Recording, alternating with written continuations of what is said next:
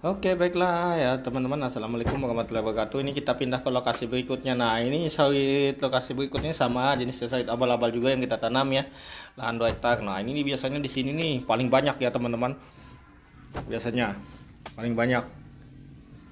Dapatnya selalu banyak dan buahnya gede-gede teman-teman. Tuh, teman-teman bisa lihat buahnya jumbo-jumbo. Dia jenis sawit abal-abalnya kita ambil dari sawit jenis sawit zaman dulu teman-teman, jenis marihat ya. Jenis marihat, tapi sekarang untuk abal-abalnya kita harus nyambut dari lokasi sendiri. Sekarang nggak ada jual online untuk sawit abal-abal marihat ya. Padahal untuk sawit abal-abal marihat ini cukup lumayan mantap teman-teman, buahnya cukup besar-besar, tapi kita muatnya capek ya. Mending kita sekarang tuh nyari bibit ya, sawit unggul ya. Usahakan teman-teman ya cari sawit unggul ya teman-teman.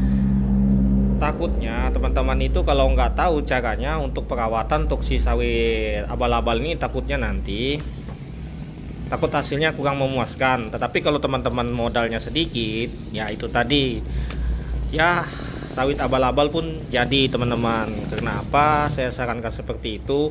Karena saya merasakan buat petani-petani pemula yang nggak punya dana, nggak punya uang, janganlah kita memaksakan teman-teman. Jangan kita memaksakan kalau kita nggak punya uang, karena banyak sekali terjadi di tempat saya ya begini teman-teman ya. Nah, dia mau buka lahan 10 hektar ya teman-teman. Nah, 10 hektar, dia punya lahan 10 hektar. Nah, karena dia kebingungan modal atau dana, 2 hektarnya dia jual. Nah, jadi kurang jadi 8 hektar teman-teman. Nah, untuk modal buka lahan tadi, karena dia harus membeli bibit unggul, bibit bagus. Tahu saja untuk harga bibit unggul cukup lumayan mahal. Paling murah di sini kalau bibit sudah jadi yaitu 45.000 bahkan sampai 60.000. Yang betul-betul original tuh 60.000. Itu abal-abal saja yang 45.000 itu. Bukan kategori bibit bagus, teman-teman. Kita tahu, karena saya nggak, jujur ya teman-teman, jujur sekali, saya nggak pernah beli di, sekali saja saya beli di pembibitan ya, yang sawit saya di rawa, yang sawit unggul. Nah, kenapa saya beli kemarin di pembibitan? Karena saya percaya pembibitan itu dekat kebun saya. Jadinya saya ya tiap hari ngelihat mereka menyemai dan membuka kotak dari si bibit tadi itu. Bahkan jajah masih banyak yang jantannya teman-teman.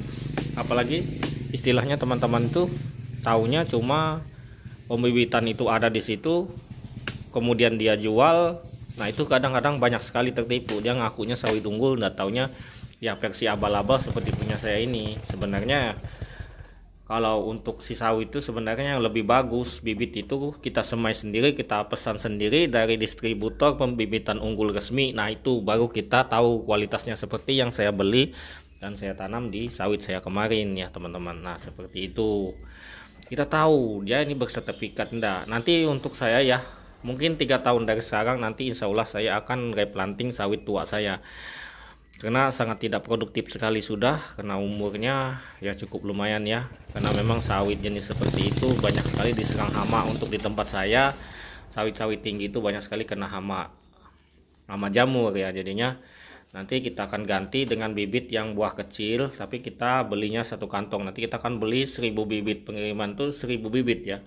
Nah, tapi lumayan memang untuk 1000 bibit kalau di sini dikalkulasikan adalah modalnya harus 12 juta ya teman-teman. Karena di sini mungkin nanti saya akan beli bibit online sendiri lewat My Sawit ya teman-teman. Di aplikasi My Sawit mungkin saya bisa membeli sendiri. Nanti saya biar saja antriannya lama ya, bibitnya bahkan 1 tahun tidak masalah. Yang penting jelas kita dapat. Nanti saya akan coba jenis bibit itu 2 ya. Nanti saya mau tes tuh PPKS 239 239 kah ya, yang terbaru lah, nggak tahu. Pokoknya di PPKS sama 540 antara itu, kalau enggak yang tonasenya tinggi. Nah, kita untuk sekarang ini kita berani memesan bibit unggul itu ya jenisnya cuma itu. Kalau untuk TN1 sendiri saya lihat di pembibitan di jatah replanting itu untuk hasilnya kurang bagus ya. Kalau untuk TN1 jujur ya, lebih parah daripada sawit abal-abal yang saya punya. Mending beli tanam sawit abal-abal. Nah, ini ya teman-teman, untuk sawit abal-abal ini buahnya jumbo-jumbo seperti ini ya. Nah, pokoknya kalau pinggang dah kuat, makanya saya dulu untuk mengerit buah sawit tua saya yang seumur seperti ini ya teman-teman, wah pernah saya sampai 3 tahun kena sakit pinggang ya teman-teman, karena ngangkat buah gede seperti ini tidak pakai teknik seperti ini, tidak menggunakan tojok seperti ini, langsung angkat teman-teman. Sangat bahaya sekali, bisa pinggang kena. Saya baru tahu juga tekniknya menggunakan ini, karena kita dulu mengapa seperti itu, karena kita masih buruh angkut ya, karena masih menggunakan mobil orang lain ya, seperti itu.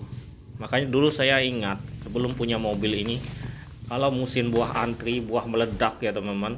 Nah ini untuk tahun ini, setelah ini mungkin ada nanti saatnya buah itu meledak, buah puncak ya teman-teman, yang pabrik sendiri kewalahan untuk mengolah. Nah pada saat itu nanti kita yang kena fase yang sangat tidak enak teman-teman. Kalau kita tidak punya angkutan sendiri, yang pasti buah kita busuk di lokasi dan ujung-ujungnya dibakar. Karena saya pernah bakar buah sampai 2 ton setiap panen itu, karena tidak sempat dimuat.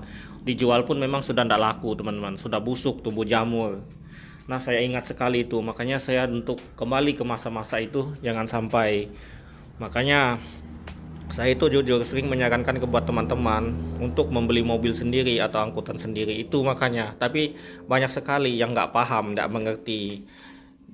Kalau punya lahan lebih, makanya saya omongkan, kalau punya lahan lebih daripada 5 hektar, mending teman-teman tuh kredit, ambil mobil sendiri, angkut buah sendiri teman-teman. Nah itu karena, tapi banyak yang salah paham yang saya omongkan itu, banyak sekali yang protes. Karena di media ini nggak semua orang tuh pintar ya teman-teman, banyak kan tuh dungu ya, cuma bisa komen dan ngomong tapi tidak punya pengalaman teman-teman. Nah seperti itu, di sini kita berdasarkan pengalaman yang pernah terjadi di kehidupan kita di selama kita berkebun sawit ini. Makanya di sini saya ini sebagai petani sawit ini, makanya untuk video-video seperti ini saya isikan suara seperti ini, karena saya mau berbagi pengalaman buat teman-teman semua. Bukan maksud kita mau menggurui teman-teman, karena di sini saya berusaha pengalaman, karena saya mulai dari kecil. Nah ini buahnya gede sekali teman-teman, 40-an kilo ini. Untuk diangkat dia susah seperti ini. ini ponakan ya teman-teman ya, yang ngelangsirkan. Ini andalan kita ini, tukang langsirnya 2 biasanya. Ada Pak Le saya, andalan langsir buah besar seperti ini. Ini oke sekali ya teman-teman.